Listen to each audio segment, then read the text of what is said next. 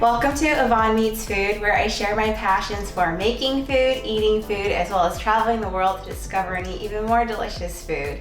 Today we're going to be making a very popular, very much loved condiment in many Asian households, and that is chili oil.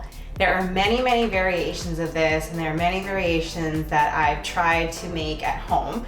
But of course, this is very customizable. It's very different depending on the restaurant, the home that you go to. So I'm gonna show you how to make a version that I like to make at home. There's going to be a handful of different ingredients that may be new to you. So we're gonna go through them one by one so that you are familiar with what we're using and that you'll know how to make chili oil at home whenever you would like to use it. So we're going to be using 3 different types of peppers today in our chili oil. Red pepper flakes, so this is the standard red pepper flakes that you would typically find in any standard grocery store here in the US.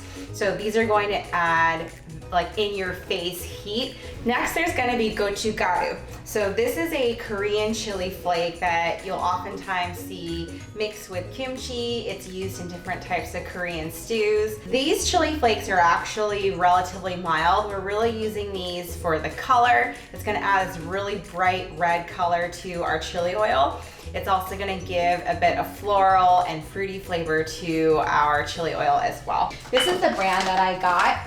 I got this at the Korean supermarket. I tried to find one that had chilies that were sun-dried as well as were mild. I did a quick translation from Korean to English when I went to find this, so I will show you guys how to translate that in our notes section below.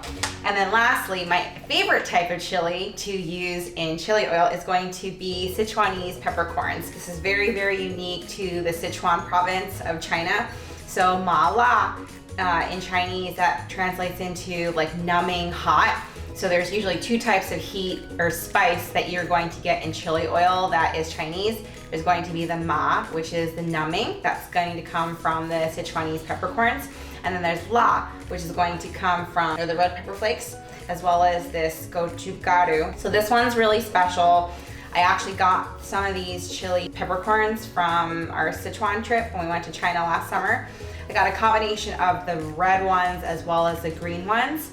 They tend to be a little bit different, but the standard ones that you'll usually find in Chinese grocery stores here in the US are going to be the red ones. But this is the packaging that I found at the Hong Kong supermarket here in Manhattan, Chinatown.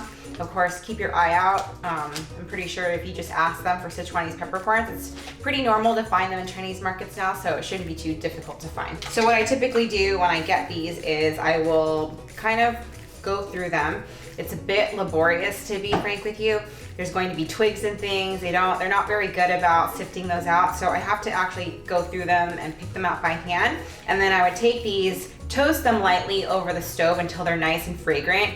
The fragrance is very unmistakable. It's going to be very fruity. It's kind of gonna be a little bit like numbing, almost on your eyes, so just be careful for that. Then we're gonna have all of our additional flavoring. So I really love garlic and ginger in my chili oil. So I finely minced about 2 tablespoons of ginger, as well as 4 cloves of garlic.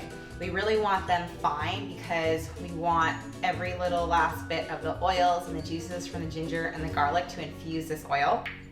Then to also infuse the oil, we're going to have star anise. So I have 2, or at least almost 2 whole star anises that are not quite perfect, but you know, you work with what you have.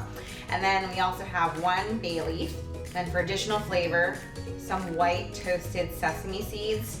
This is gonna add some additional crunch and some additional toastiness to add more complexity to the chili oil.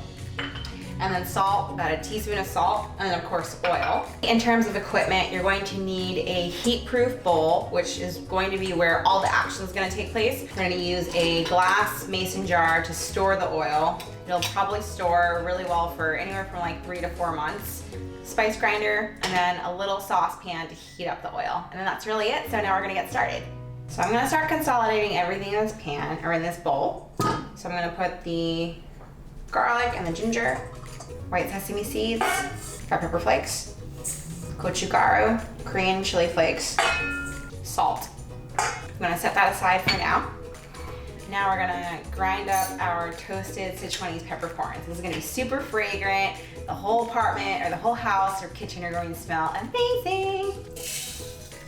Toss in these Sichuan peppercorns and then we're gonna start blitzing it.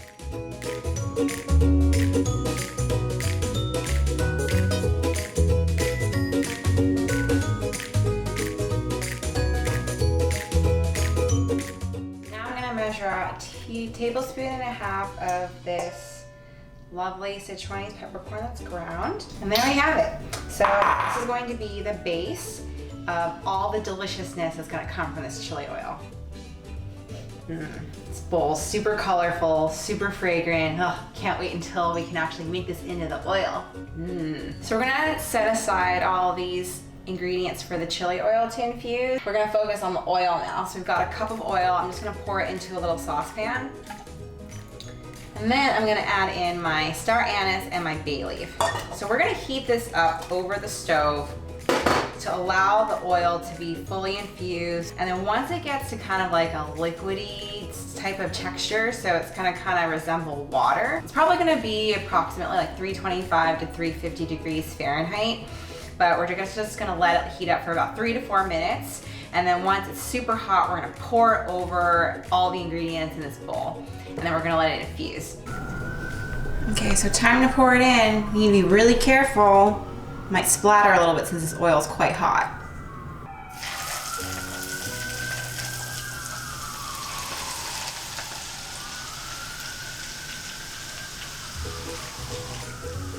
Ooh. That smell is scenting up the entire kitchen. Look at it sizzle. Wow, look at that.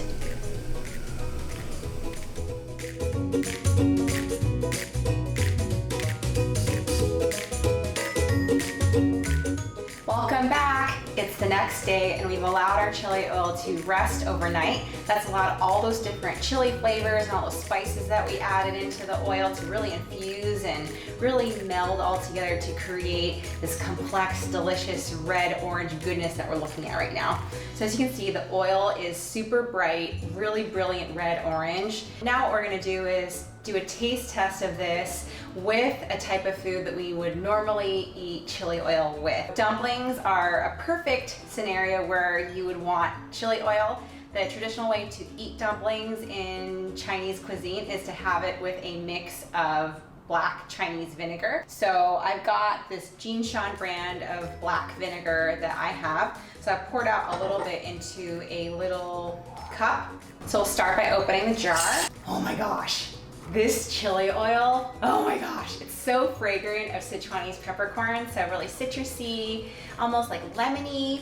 It just begs to be eaten right now. So I'm just gonna add some of this into the black vinegar dish that I've got here. Just gonna dip one of my dumplings. I'm gonna dip this in. Here we go.